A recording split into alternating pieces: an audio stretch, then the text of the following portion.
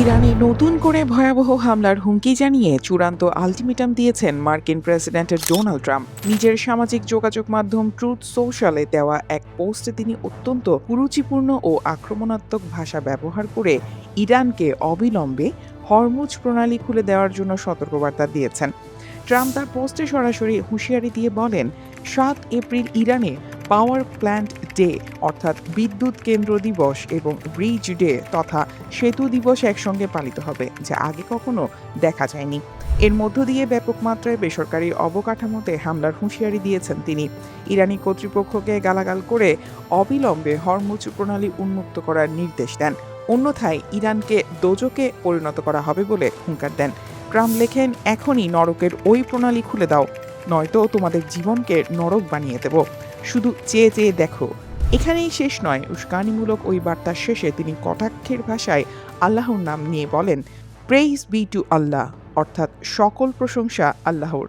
পরে আরেক পোস্টে ইরানকে দেওয়া নিজের আলটিমেটামের দিন, সময় ও ক্ষণ সুনির্দিষ্ট করে দিয়েছেন ট্রাম্প। পারস্য উপসাগরের হরমুজ প্রণালী পুনরায় খুলে দেওয়ার জন্য তিনি যুক্তরাষ্ট্র সময় মঙ্গলবার রাত 8টা পর্যন্ত সময় বেঁধে দিয়েছেন। ট্রুথ সোশ্যালে দেওয়া এক সংক্ষিপ্ত পোস্টে ট্রাম্প লিখেছেন, মঙ্গলবার রাত 8টা ইস্টার্ন টাইম, তেহরানের স্থানীয় সময় হবে তখন বুধবার ভোর 3:30, বাংলাদেশ সময় বুধবার সকাল 6টা।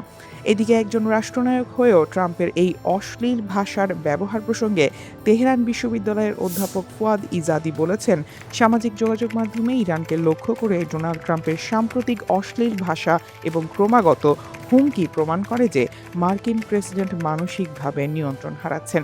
আল জাজিরাকে দেওয়া এক সাক্ষাৎকারে তিনি ট্রাম্পের বর্তমান রাজনৈতিক অবস্থান ও মানসিক অস্থিরতা নিয়ে এই বিশ্লেষণ তুলে ধরেন। অধ্যাপক ইজাদির মতে, ট্রাম্প বর্তমানে প্রচণ্ড রাজনৈতিক চাপের মুখে রয়েছেন। তিনি ভেবেছিলেন মাত্র 3 দিনের মধ্যেই ইরানে রেজিম চেঞ্জ বা শাসন ব্যবস্থা পরিবর্তন করে ফেলবেন, কিন্তু বাস্তবে সেই লক্ষ্য অর্জিত না হয় তিনি চরম হতাশ ও ক্ষুব্ধ হয়ে পড়েছেন। ইজাদি মনে করেন, এই ব্যর্থতা থেকে ট্রাম্পের ভাষায় এমন উগ্রতা ও কুরুচিপূর্ণ শব্দের বহিঃপ্রকাশ ঘটছে। ইজাদি সতর্ক করে বলেন, ট্রাম্পের মতো একজন নেতার সঙ্গে এমন কোনো চুক্তিতে আসা সম্ভব নয় যা ইরানের জন্য লাভজনক হতে পারে। ট্রাম্পের মতো একজনের হাতে দেশের নিয়ন্ত্রণ ছেড়ে দেওয়াকে রাজনৈতিক আত্মহত্যার শামিল বলে অভিহিত করেন তিনি। অন্যদিকে ট্রাম্পের এই ধরনের আলটিমেটাম দেওয়া নিয়ে চরম আপত্তি তুলেছে রাশিয়া। তাকে আলটিমেটামের নামে এইসব হুমকির ভাষা পরিহার করার আহ্বান জানিয়েছে তারা। রুশ পররাষ্ট্র মন্ত্রণালয় জানিয়েছে, পররাষ্ট্রমন্ত্রী সের্গেই লাভরভ ইরানের পররাষ্ট্রমন্ত্রী আব্বাস আরাগচির সঙ্গে টেলিফোনে কথা বলেছেন। এই সময় লাভরভ বলেন, যুক্তরাষ্ট্র যদি হুমকির ভাষা ত্যাগ করে পরিস্থিতিকে আলোচনার ধারায় ফিরিয়ে আনে, তবেই তা সংকট সমাধানে সহায়ক হবে।